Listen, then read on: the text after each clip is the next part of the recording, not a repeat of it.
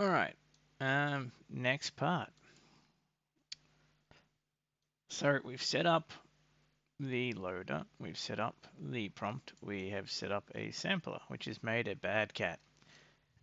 So the next thing to do is we need to do some stuff to make this cat come out a little bit better because currently it's broken as, right?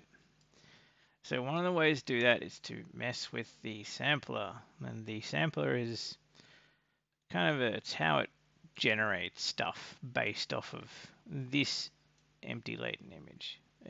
Each one of these samplers will calculate the noise, the way that it creates an image in a different way. They're all very similar. They use different kinds of maths to do the same job, and some are better at certain things than others. Some are really quick, some are very slow, and some make images come out with certain artifacts that you may not want. I'm going to use DPMPP2S Ancestral, which usually requires less steps than others to make images. And it does make things a little better when it's done with photos, but it kind of depends what you're after, I think. All right, so I'll generate another image using this DPMPP2S Ancestral. So it may just even work and bring out a better image this way. So if you're ever having trouble with it bringing out decent images, consider just changing the sampler, do a different one and see if it works for you. You see, it's still coming out weird. It's got weird stuff, the eyes are funny, all that stuff. And one of the main reasons for that is that we're not using a refiner. So let's set up our refiner workflow.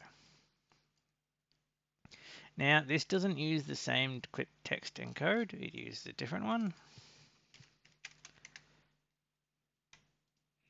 And we're going to set it up really quickly the same way we did the other one. And Control C, Control Shift V. Control Shift V will copy paste a thing with any cables that go to it connected again. It doesn't work on some nodes when you do this though. There's some things that just will not copy with the connectors. Not sure why, but some just don't. 99% will work there. Right. Green, red. Let's just do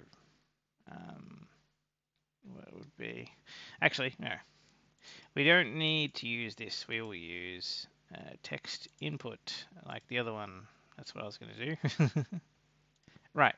So the cool thing about using a text as input is you can literally just slap in this and it'll use the same stuff for this as well. Which is especially good for negative because you use negative pretty much the same way in all of them, and it doesn't really change all that much between the different clips. Right, so this is set up. Now we make a bus, and I generally like to have one bus up here and one bus down here because they're more accessible, because you're going to be having one thing is going to be using the top one, the next one's going to be using the bottom one, and it's easier if these two buses don't get cross-wired. Because if you plug in a model from this one into something that's getting the conditioning from this one, it's gonna bring out weird stuff. In theory, the VE will work across, but I've had some issues in the past with it not bringing out images properly.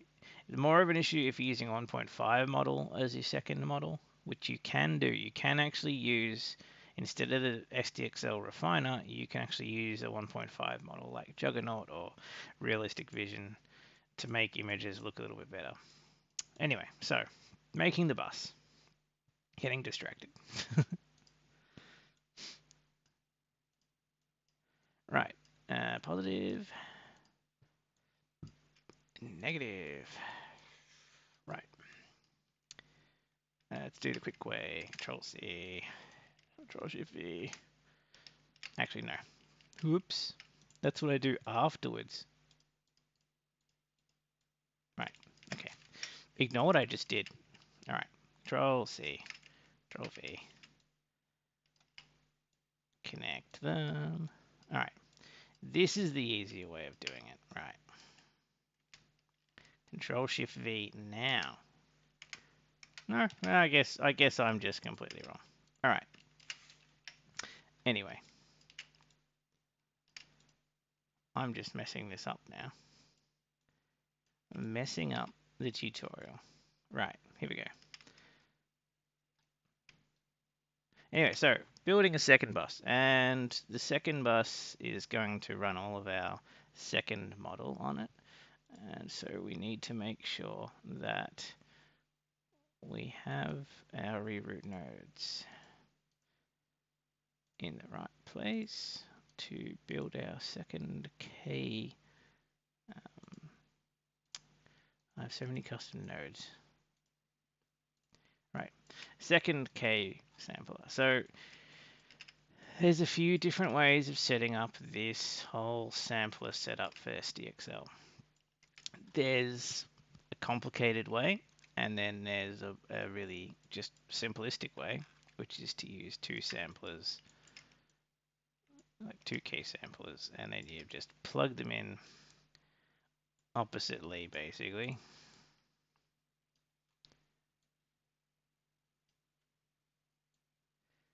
And so what this will do is it'll run this model, it'll send out a preview image to here.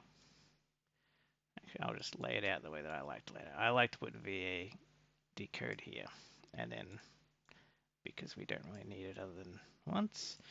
And then you need to connect the two key samplers.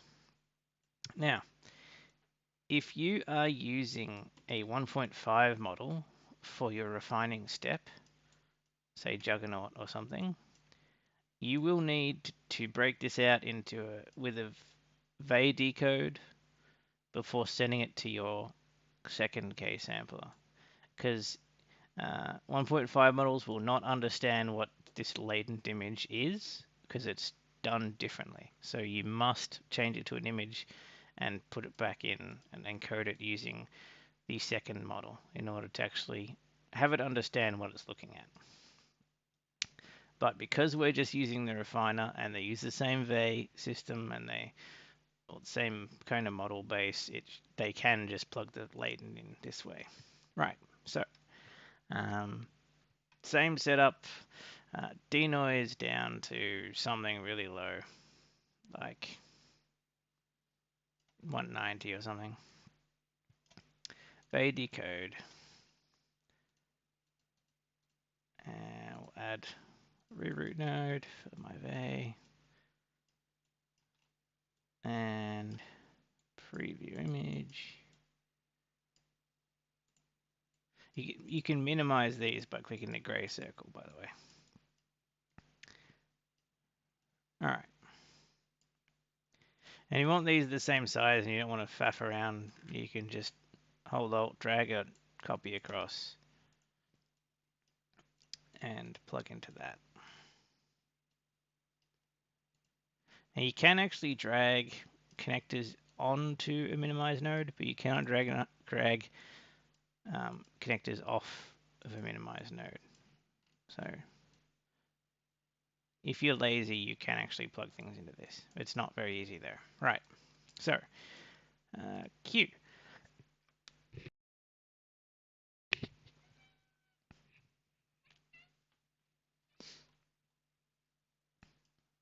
Okay, it's giving me a drawing of a cat, and the reason it's done that is I haven't told it that I want it to be a photo, which means it has free reign to decide what it wants to bring out the image as.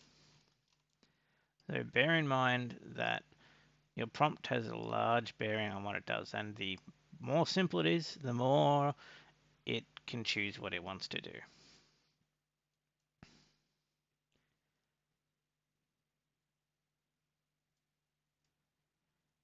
All All right, so now we're going to compare these two images. You may notice it takes a lot longer on the second thing, and that's because I don't have a lot of video RAM, which means it has to unload one model and load another model and then shift them around. All right, comparing the two now. See, there's practically no difference. The eye color has changed between the two images. The background structures are all pretty much the same. Some of these lines are a bit finer in detail. So what the refiner actually does is, it's kind of like a darken and sharpen step, really, is what it seems to do mostly. So yeah, over here it's very grey and very kind of confused and a bit pixelated looking. But over here it's refined it with a lot more, it's a lot darker. There's more, the lines are darker, the whites are kind of clearer. And pretty much it'll do the same thing everywhere, which is why you want this, the refiner step, to generally be a low denoise level. Because if you try and generate an image with just the refiner, it will make some pretty meh things. Like, they're not going to look great if you use the same prompt. All right. So let's do one that's a little bit easier to figure out the differences between stuff with, which we'll do a photo of a cat on the roof, which should make this image be a photo. It won't always be a photo, but in order to give it more detail, we need to do some more complicated stuff with the prompts, but I'll do that in a minute. Probably in the next stage. Right.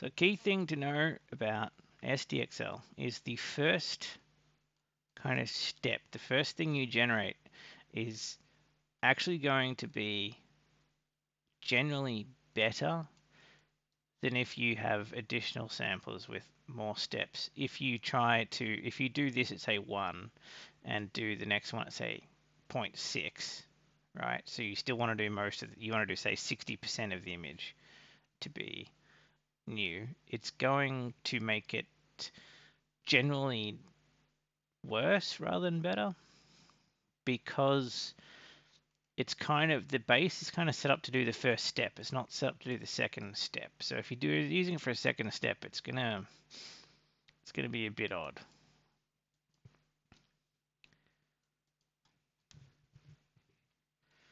Right. Okay. So differences between the two. Eyes look generally worse on the second one. Mouth looks a little bit worse as well on the second one. We've got the back foot is still messed up. You've got the roof section in the corner here. It looks better. It's less kind of messed up. See, this kind of connects oddly here, but here it looks more like there's an actual edge of metal here. Like, it'll fix it. I've seen it fix certain things and then make other things worse with the refiner. That's what I'm noticing a lot of. It's good at whiskers. A little bit better than this one at whiskers and stuff like that. So the eye actually looks sharper though, even though it looks worse because of that white line under it. Like, it doesn't have sense. Like, it doesn't go, okay, these things are fine, I'll use them. It goes, I need to do this same process for all of the image. And it just seems to not work as good sometimes. Anyway, so this is the basic bare bones way of setting up samplers. It's not the optimum way. It's not the way that will give you good results either. It's the way that will give you average to fair results. All right. let's go on to the next step. We'll start using the way that a lot of people generate images for this. Right, so let's just delete these two. Right, okay. So the way most people do it is they'll use K-Sampler Advanced, which is more complicated. It's not entirely transparent what each part of it does, so you need to have a better understanding of how samplers work, which is why it's called advanced, in order to use it properly. But it plugs in pretty much the same as the previous one did. So we'll copy that across, connect the latent. Now the tricky thing about, I keep trying to connect the V when it doesn't need it. The tricky thing about advanced samplers is they use steps instead of denoising. So if you want to use instead of empty latent image, you want to use an actual image. So you would go to image, load image, V encode, yada yada. So say you wanted to use an actual image in order to do this stuff. The important bit is the steps at start. This needs to be a higher number, and it needs to be lower than your total steps value. So total steps is how many steps your thing is going to go for, and start at step is like how far along it assumes it is in the process when it starts making this sampler work. So the higher this number is, the more steps it assumes have been done before this sampler is triggered. So if you want it to do like, it's kind of like a percentage of this. Think of it that way. If you wanted to pull out the calculator and go, okay, what's the percentage of 25 this? You can say that's how much denoising it's going to be. Anyway, and you also want the thing about first K-Sampler. The very first one you're going to use is you're gonna want this enabled. I'll talk about why that does that in a second. But right, so if you're not using this and you're just using this, you set the start steps on 0. I should move that. Anyway, you can do image to image that way if you want. Right, so using latent image, start at 0, sampler name. I'm just going to use the same one as before.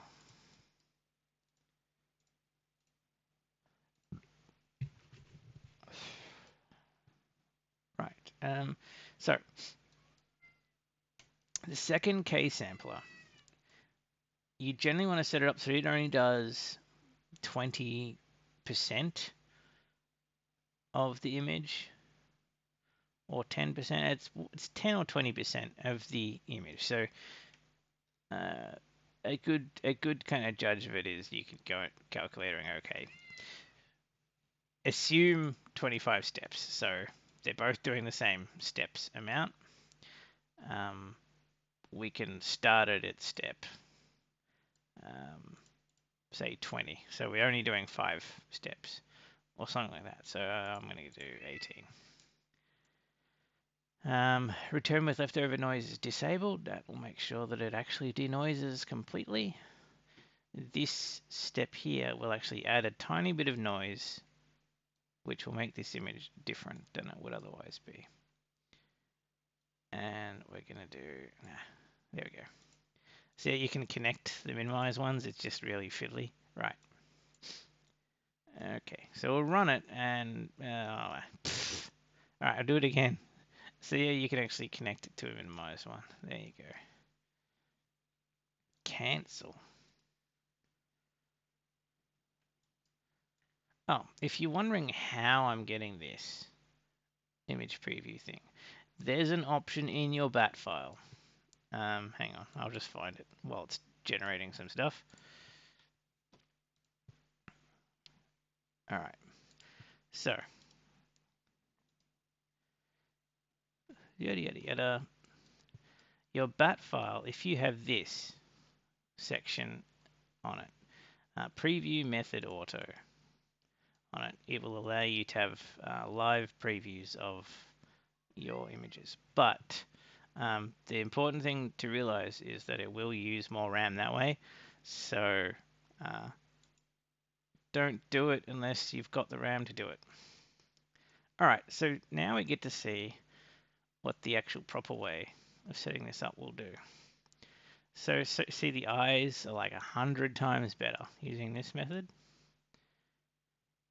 The fur is a bit messier here, like it's more realistic. It's less artificial than you see it here. The tiles are still out of whack because it's not using enough steps to fix tiles or do anything like that. Tips of the ears look a little bit better maybe. It's hard to say. More realistic anyway. And you'll see these have kind of artifacts around the whiskers, whereas these whiskers seem a little bit better meshed in with the background.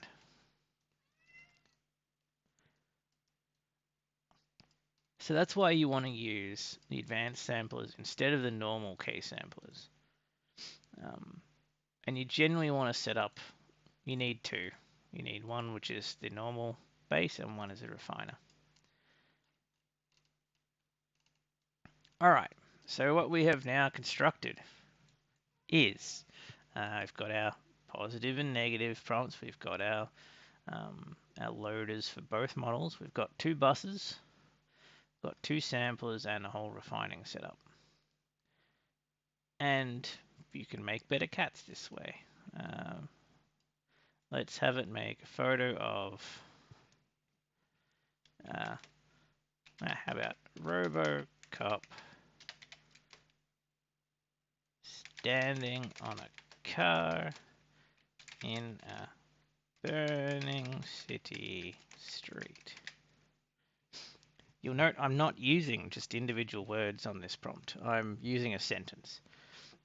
And that's because clip text encode SDXL and the other one do better with like a contextualized sentence than they do with individual words. All right, I'll just see if it can generate an image off that.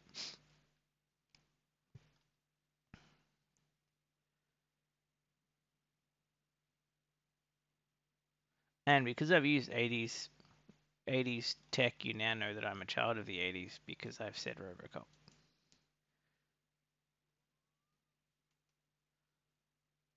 And apparently this thing doesn't know what RoboCop looks like.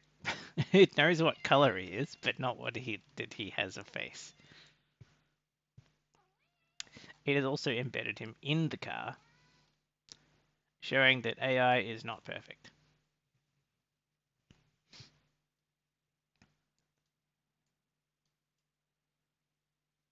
All right, let's see what differences it has between the two images. Writing is always going to be messed up because none of the normal text-to-image models do writing very well. All right, so there's minimal differences. Fire looks pretty much the same. This fire here is changed to slightly more realistic, this one section. The rest of it is mostly the same. The lights appear close to the same. The front grille actually looks a little bit worse in the second one than the first one, which is interesting. Background cars look a little bit better, maybe. It's hard to say if that's just because it's using random, random seeds, or if that's because it's actually doing anything, if you get me. Yeah, so yeah, it's basically doing very little. There's more visible letters here than on this side, but generally speaking, there's not a lot of difference between the two images. So the job of the refiner is to do a very small part of a larger image.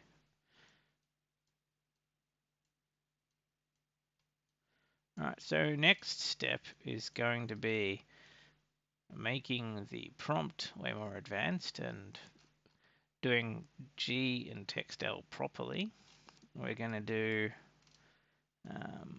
we might do a different method of doing latent image input, a method that I like to use called pre-diffusion.